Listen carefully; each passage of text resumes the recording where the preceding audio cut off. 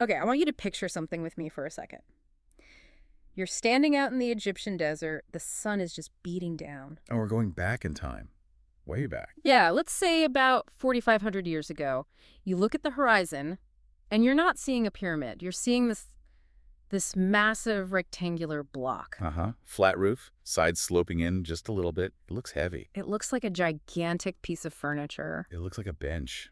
A bench for a giant, really. Exactly. And that image, that simple shape, is actually the key to understanding how a whole civilization engineered a way to live forever. We're not talking about the pyramids today. Not really. No, we're talking about the structure that made them possible. The mastaba. The unsung hero of Egyptian architecture. It's the blueprint, right? The proof of concept for the afterlife. Today we're going to unpack how this giant bench wasn't just a tomb. No, it was a machine. A machine designed to make life last forever. And what I love about this is it totally flips how we think about the Egyptians. You mean the whole obsessed with death thing? Exactly. The Mastaba proves they were actually obsessed with life. Okay, so let's start there. This giant bench, where does that name Mastaba even come from? I'm guessing that's not what the ancient Egyptians called it. No, not at all. The word Mastaba is actually Arabic. It came much, much later. Okay. It literally means a bench, the kind of mud brick bench you'd see outside a village home where people sit and chat. So later, people saw these ruins and just said, hey, those look like giant benches. That's pretty much it. It's a descriptive name, but you're right, it completely misses the point. So what was the original name? What do they call it? They called it Prador, Perjed. Perjed. And that means? House of Stability. Sometimes you'll see it translated as House of Eternity. House of Stability. Wow, that's such a specific choice of words. It implies the regular world is unstable. Well, it was.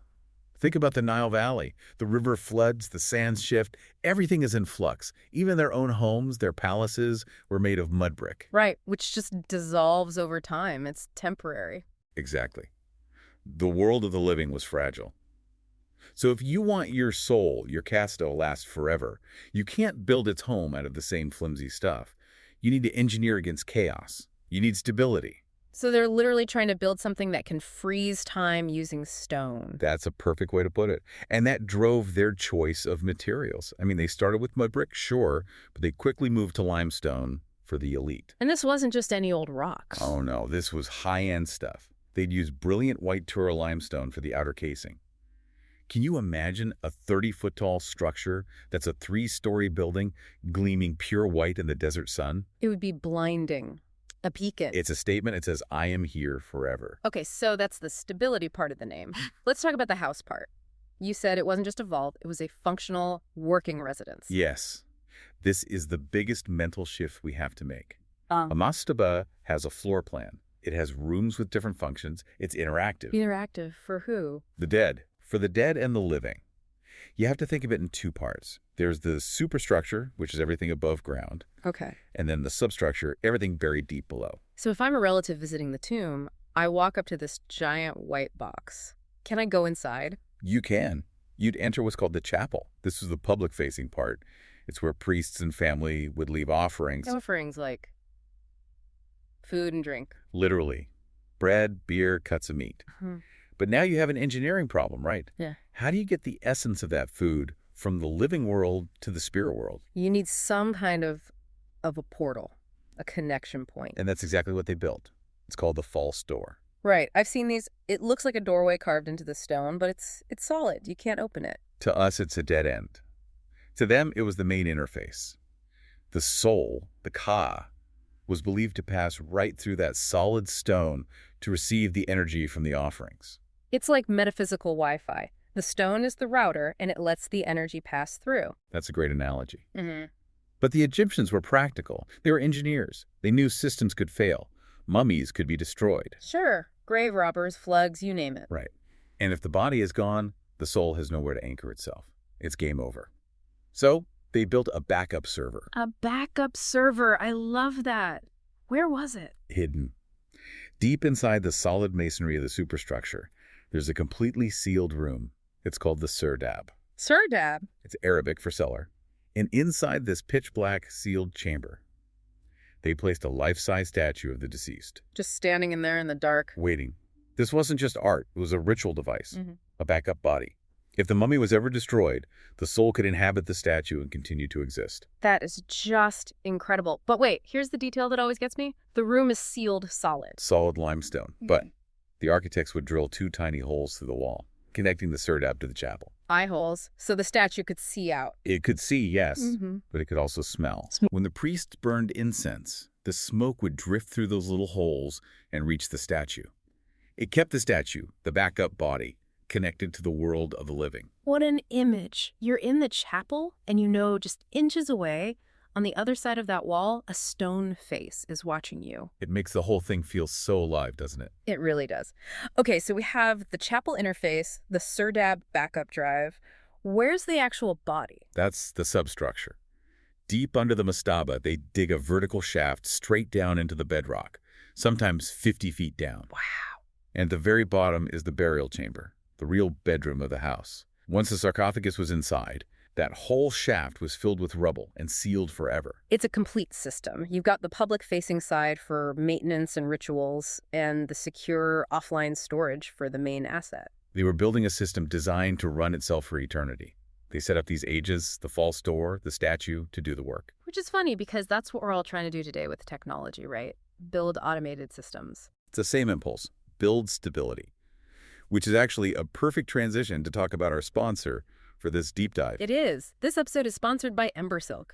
I mean, the Egyptians knew they needed agents to handle things in the background to keep their system running. And today, we have AI agents. If you're running a business, you know how much manual work can slow you down. You need systems that can work on their own. Embersilk is all about that. They specialize in AI training, automation, integration. They can help you figure out where these digital agents can have the biggest impact for your business. It's about building your own modern house of stability, really, so you can focus on what matters while the automated systems handle the rest. So go check them out at embersilk.com for all your AI needs. Get your systems running as solidly as a mastaba. Yeah, maybe without the 50-foot burial shaft under your desk. Probably for the best.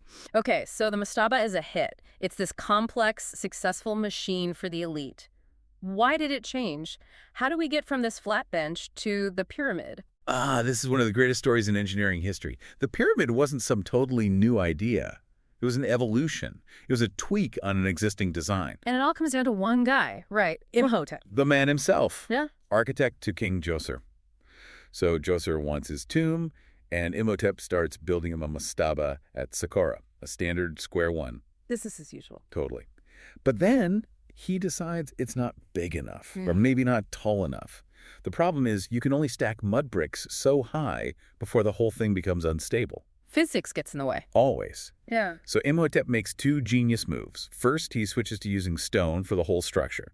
Second, instead of just making the bench taller, he builds a slightly smaller mastaba on top of the first one. He stacks them. He stacks them, and then another one on top of that, and another, until he has 6 mastabas, each smaller than the one below. And that's the step pyramid. That is the step pyramid. It is literally a tower of mastabas. That's such a huge aha moment. We always see them as 2 different things, but the pyramid is really just mastaba 2.0.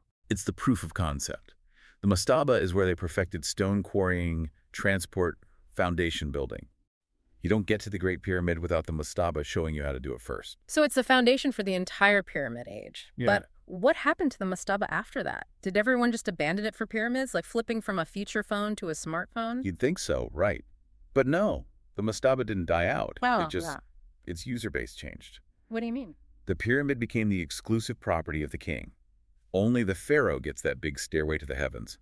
But all the other elites, the viziers, the high officials, the wealthy families, they kept building mastabas. So they existed at the same time. Side by side for 1,000 years. If you go to Giza, everyone looks at the 3 big pyramids. But look down. The ground around them is a grid. A literal city of mastabas. A ghost city for the afterlife. Exactly. It was a planned community that copied the social structure of the living. The closer your mastaba was to the king's pyramid, the more important you were. Yeah. You wanted to be near the boss, even in eternity. That's so funny. It's like afterlife real estate. Location, location, location. It is. But, we were talking about tombs and ghost cities. Yeah. And it can all sound a bit gloomy. A little morbid, yeah. But if you go inside one of these mastabas, one of the really well-preserved ones, the walls aren't covered in images of death. They're an explosion of life. What kind of things are we seeing? Oh, everything. You see people farming, brewing beer, building boats. You see the tomb owner out on a papyrus skiff, hunting in the marshes. You see him having dinner with his family, with musicians playing. It sounds like a party. It is a party. And this goes back to the magic of the house.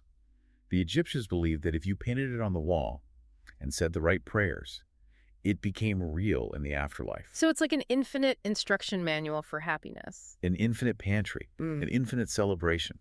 It shows this deep, profound love of life.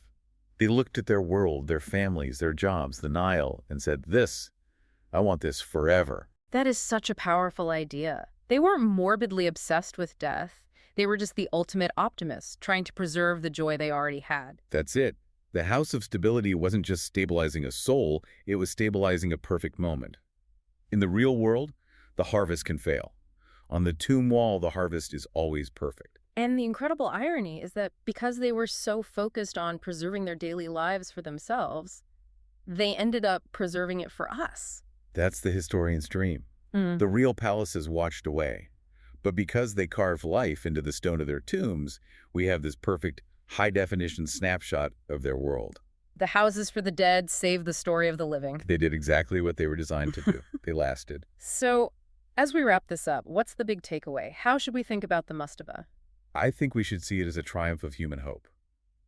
It's the moment we as a species decided that things shouldn't just fade away. It's a deeply sophisticated answer to the problem of being temporary.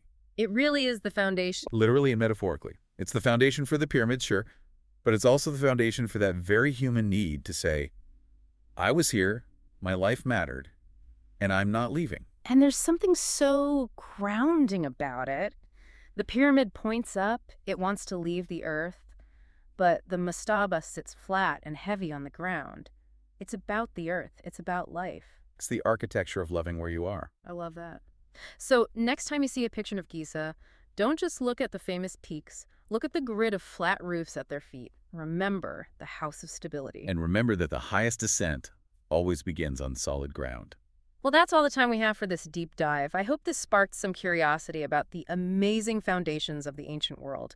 If you enjoyed this journey, please make sure you're subscribed to the show. And hey, if you have a moment, leave us a 5-star review. It truly does help us get the word out and lets us keep digging into these fascinating topics. Thanks for listening to Intellectually Curious. Keep learning and keep building your own stability. Stay curious.